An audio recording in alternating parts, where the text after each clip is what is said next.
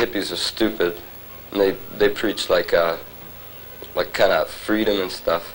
Everything you just can't believe, you know. And they're just stupid. They look ugly. They got long hair. They never wash. Well, neither do I, but they're just stupid. They take drugs. Disco's stupid too, because it's not honest. It's just made. They're made to sell, you know. It's like they're not even real groups. We don't have as much to be as angry about. We're doing it. We're getting into it and everything else, but it's not as, I don't know if the right word is desperate or conviction. Even conviction. I mean, I'm not doubting that these people really believe in what they're doing, but the people that I've seen from England or from the United States seem to be a little bit more. Maybe it's because they've suffered a little bit more. I mean, not too much to be upset about in Canada. Things are pretty good, I would say. You have to remember at the beginning, with the bands that are more or less at the top now, bands like the Rolling Stones and The Who, established themselves by the same type of thing. The Who used to destroy all their stuff on stage, and they're notorious for all the fights that they've started in hotels and destroying hotel rooms, which they still do. The Rolling Stones are responsible for causing, I'm sure, lots of riots, not just because people couldn't get in, but because fracasses started at the at the front of the stage or something like that. There's a lot of little things that started with the Rolling Stones. It's very similar to the beginning of their career as to what's happening here now. Punk rock is very much a blood sport. The musicians and followers seem to revel in cutting their arms and legs open with jagged beer bottle glass. In Britain, the fad is to stick safety pins through the cheeks. But it seems that shock's the thing, not pain. When I cut myself, so when kids see blood and stuff, it makes people feel like violent and aggressive and things. Either that or it's going to scare them off. And it doesn't hurt, you know. I just like doing it.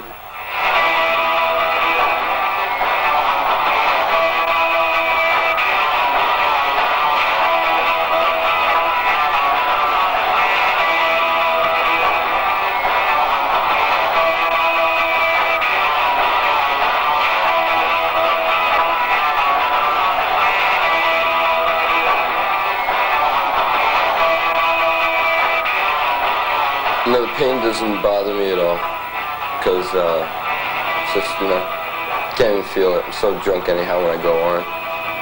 And, you know, people like come up to me sometimes when I'm walking and like want to touch my scars and stuff, and they're like really serious, you know? Like they really, you know, like look up to you kind of, you know? Why do you think they do that? Because I'm something they're not, right?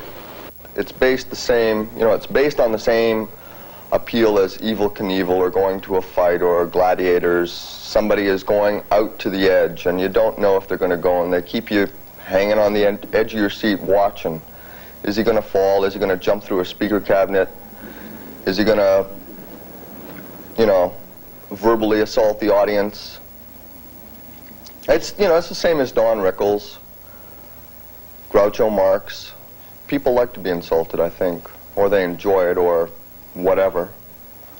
Let's make a romantic drive beneath the brightest of moons and hold each other so tight and listen to all our swoons. 'Cause that seems so peculiar. We're the complete antithesis of what someone like the Viletones are doing. We're the good boys and they're the bad boys. They're stupid, we're smart. But that's compatible. You know, it doesn't mean that it's better. It's just different. And the same people can like both things. It's quite an open shot, but it is, you know, anti-disco, etc., and definitely something brand new.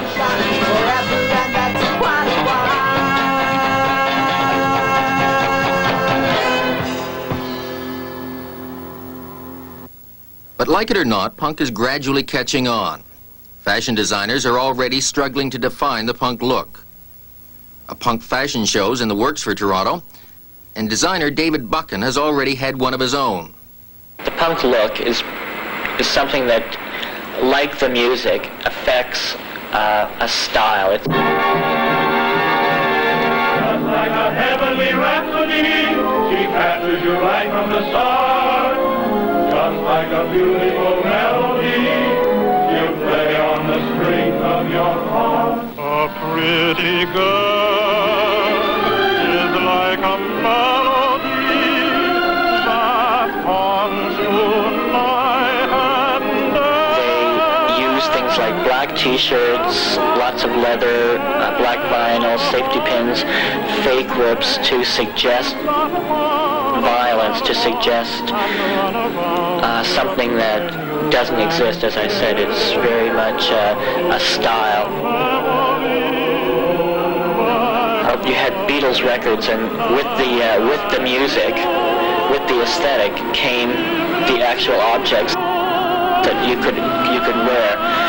There were Beatle boots, there were Beatle t-shirts, there were a whole series of, the haircut. You got pencil cases, binders, just everything imaginable. The Beatle jackets, it didn't matter exactly who it was. There was always something that you could incorporate into your look. The idea is that when you have these objects on, when you have the clothes on, you identify yourself as being involved with the aesthetic. People can tell by looking at you that you're a Beatle fan. Now, that was 10 years ago, and now it's 1977, and you wear torn blue jeans and black leather t-shirts, and what you're saying is that you're a Sex Pistols fan, or you're a Ramones fan, or you're a Viletones fan.